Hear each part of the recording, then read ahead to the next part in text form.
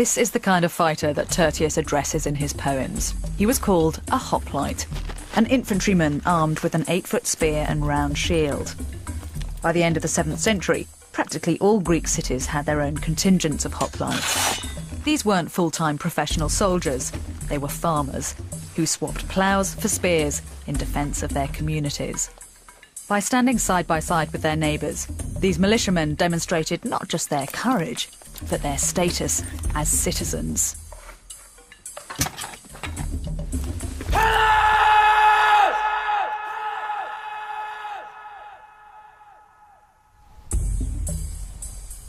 This is Olympia, home of the famous games.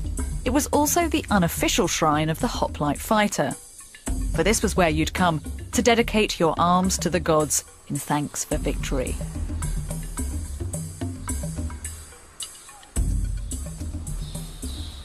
That's the hoplon, or round shield, the cardinal item of equipment for a hoplite, and probably where he got his name.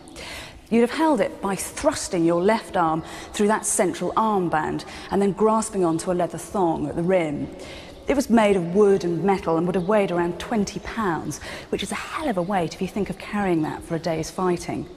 But to let your arm fall and the shield drop was the ultimate disgrace.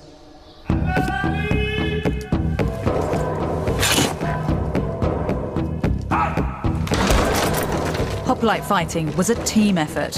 Half your shield was for you, the other half for the man to your left. The hoplites would form into densely packed ranks, called a phalanx. 7 or 8 deep, and perhaps 50 shields across. Coordination and discipline were important, but most important of all was trust. If your neighbour broke and ran, you'd be left exposed to the spear points of the enemy.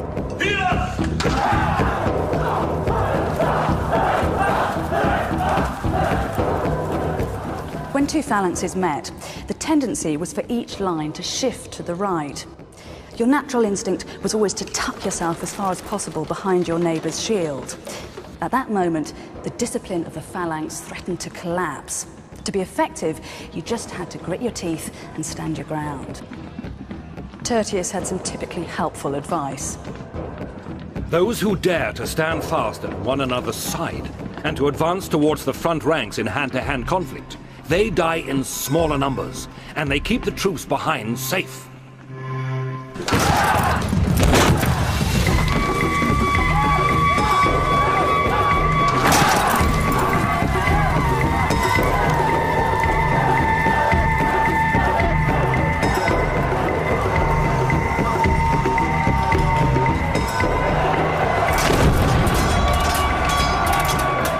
There wasn't much in the way of tactics once the shield walls came together.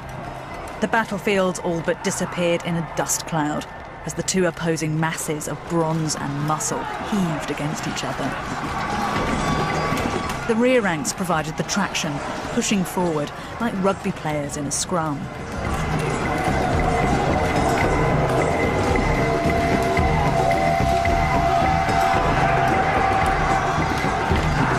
It was in the front 3 ranks, within range of the enemy's spear points, that things got deadly.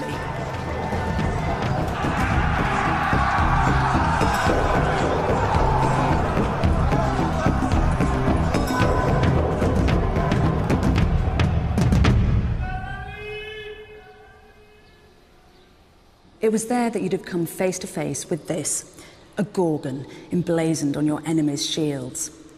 This was the goddess whose gaze had the power to turn men to stone, and in the sweaty, stabbing frenzy of the battle, ending up inches from her must have been a literally petrifying experience.